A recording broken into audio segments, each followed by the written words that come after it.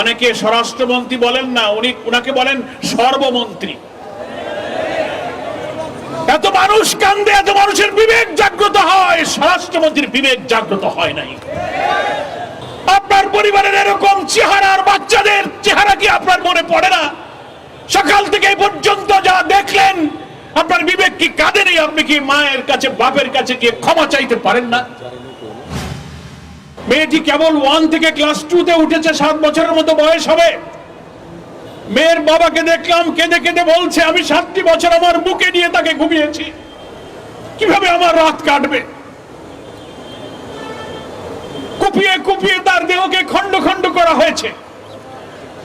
ওইটুক শিশুর মাথা আলাদা করে তাকে বাথরুমের মধ্যে ফেলা হয়েছে।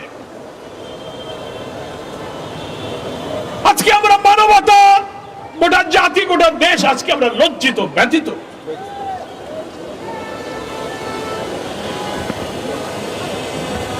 আমরা শিশুর অফিসার, মা বাপ, এই দেশের সমস্ত মায়ের কাছে আমরা ক্ষমা প্রার্থী। মানবতা, আপনাদের কাছে আমরা আজকে লজ্জিত।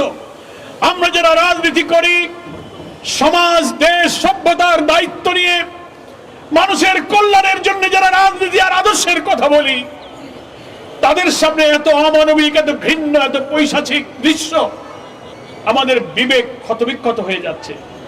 হ্যাঁ, আমরা এটা স্বীকার করি। সরকার হয়তো বলবেন, প্রশাসনের দায়িত্ব পালনে যারা আছেন তারাও হয়তো বলবেন, সমস্ত অপরাধ থেকে কখনো মুক্ত হয় না, সব সমাজেই কিছু অপরাধ প্রবণতা থাকে।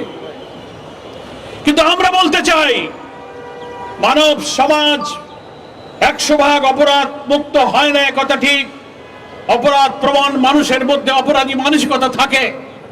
তাই বলে সেই অপরাধ, এত নিষ্ঠুরতা, এত বর্বরতা, এত নৃশংসতা, দিনের বেলা কলিজার টুকরা মেয়ের গলায় ছুরি চালিয়ে মাথা আলাদা করতে পারে, এই নৃশংসতাই আমি জাহিলিয়াতের বর্বরতাকে হার মানিয়ে দিয়েছে। দেশের মানুষ কাঁদছে, মায়েরা কাঁদছে, পিতা ক্ষোভে দুঃখে বলছে, আমি বিচার চাই না, বিচার হবে না, আপনারা বিচার করতে পারবেন না। তারপরেও আমাদের স্বরাষ্ট্রমন্ত্রী, অনেকে স্বরাষ্ট্রমন্ত্রী বলেন না, উনাকে বলেন সর্বমন্ত্রী।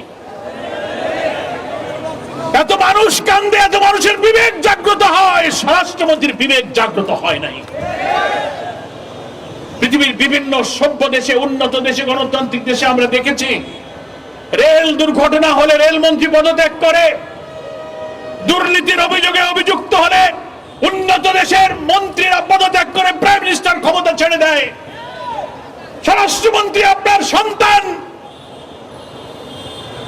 আপনার পরিবারের এরকম চেহারার বাচ্চাদের চেহারা কি আপনার মনে পড়ে না? সকাল থেকে এই পর্যন্ত যা দেখলেন, আপনার বিবেক কি কাঁদে নেই? আপনি কি মায়ের কাছে, বাপের কাছে গিয়ে ক্ষমা চাইতে পারেন না? আমরা বিকাল পর্যন্ত যতটুকু জানি, এখনো আপনারা জাননি। আপনারা একটা ঘটনা ঘটলে শুধু অন্যের উপরে চাপিয়ে দেন। জামাত ইসলামী সহ বিরোধী দলের উপরে বলেন তারা ভাব সৃষ্টি করে। আমরা পরিষ্কার সরকার এবং দেশবাসীকে বলি, জামাত ইসলামী কোন মবের রাজনীতি করে না। মিরপুরে আপনারা আপনাদের উস্কিয়ে দেয়া, দেশকে অস্থিতিশীল করে বিরোধী আন্দোলনকে সাবোটাজ করার জন্য আপনারা মাজার ভেঙে হামলা করে আপনারা সেটা ইসলামপন্থীদের উপরে চাপিয়ে দেওয়ার চেষ্টা করেছেন। সব কিছুতেই আপনারা বিরোধী দলকে আবিষ্কার করার চেষ্টা করেন।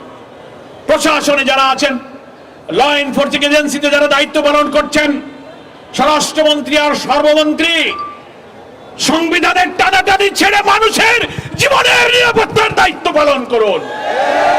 কাজ নাই, আজকে গেছেন আপনারা মিরপুরে গরিব মানুষের বস্তি উচ্ছেদ করার জন্য। দুঃখী, বঞ্চিত, অন্নহীন, গৃহহীন মানুষেরা সেই পুলিশকে ধাওয়া করেছে। আমরা পুলিশের ধাওয়া পছন্দ করি না, কিন্তু গৃহহারা মানুষকে যখন আপনি উচ্ছেদ করতে যান, অস্তিত্ব যখন টেকে না, তখন তার বাঁচার জন্য আর কোনো উপায়ও থাকে না। সে পুলিশেরা সেখান থেকে ধাওয়াকে ফিরে আসছে।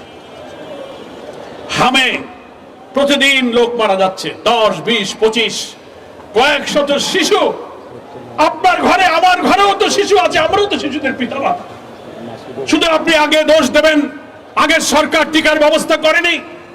এই হামের প্রাদুর্ভাব যখন শুরু হলো, সময় টিকা হয়নি বলে কি আধুনিক চিকিৎসা বিজ্ঞানের এই সভ্য জগতে আমার মধ্যে একটা অসুস্থতায় শিশুদেরকে হসপিটালগুলোতে বিশেষ আধুনিক বিশেষায়িত চিকিৎসা দিয়ে এদেরকে জীবন রক্ষার চেষ্টা কি করা যেত না? আপনারা সেই ব্যর্থতা ঢাকার জন্য সবকিছু কি আপনারা পিছনের লোকদের উপরে দায় চাপাবার চেষ্টা করেন।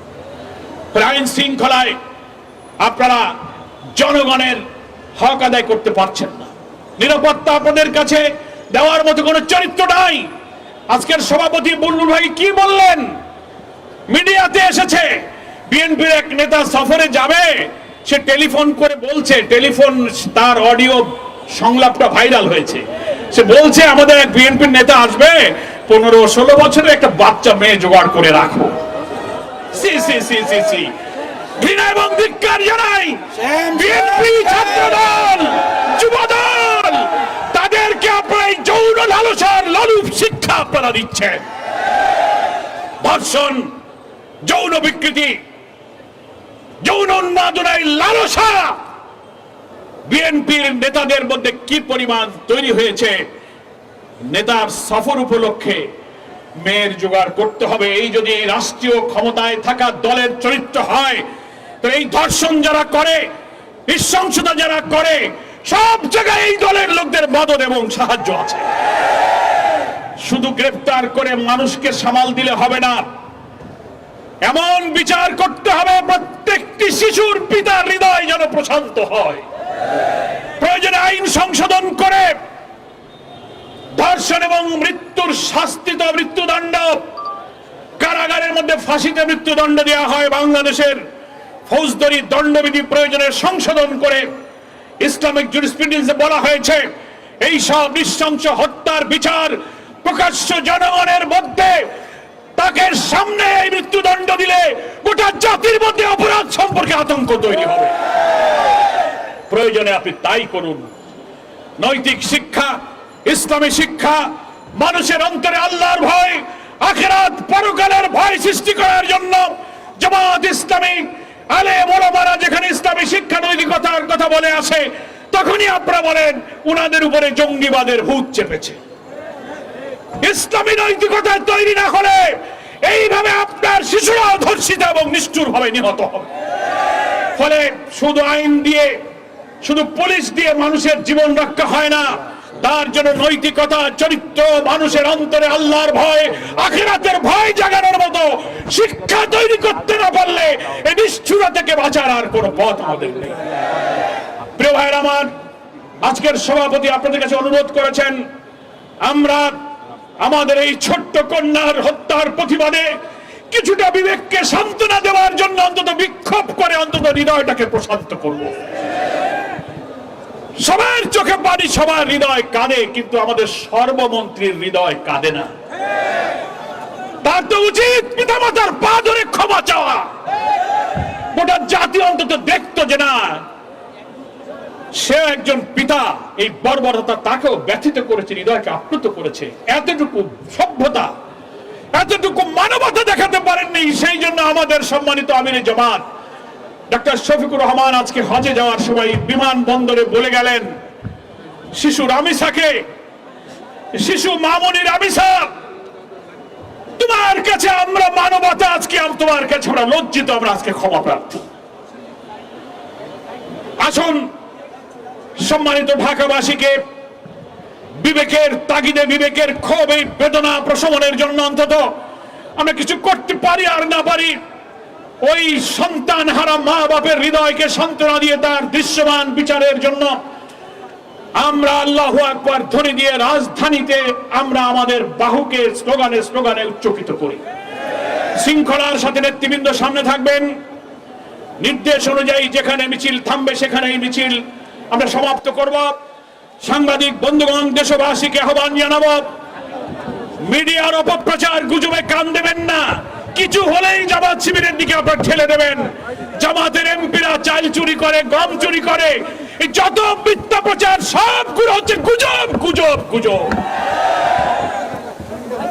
এআই দিয়ে ফটোকার্ড করে ফেসবুকে নানান প্রচার করে জামাতের এমপিদের নৈতিকতা, সততাকে ম্লান করার জন্য একটি একটি পরিকল্পিত সিন্ডিকেট তৈরি করা হয়েছে। আপনারা কোন অপপ্রচারে কান না দিয়ে আসুন, এই সমাজ ভাঙতে হবে। এই জাহেলি সমাজ ভেঙে আল্লাহর বিধানের সমাজ ছাড়া এই নিষ্ঠুরতা থেকে বাঁচার কোনো বিকল্প পথ নেই। মান আল্লাহ আমাদের সকলকে ক্ষমা করুন। শিশু রামিসার পিতামাতার কলিজায় ধৈর্য দিয়ে হৃদয়কে প্রশান্ত করুন এবং প্রকৃত অপরাধীর দৃশ্যমান শাস্তি হোক সেই দাবি করে, সেই আশাবাদ ব্যক্ত করে আজকের সমাবেশে আমার বক্তব্য এখানে শেষ করছি।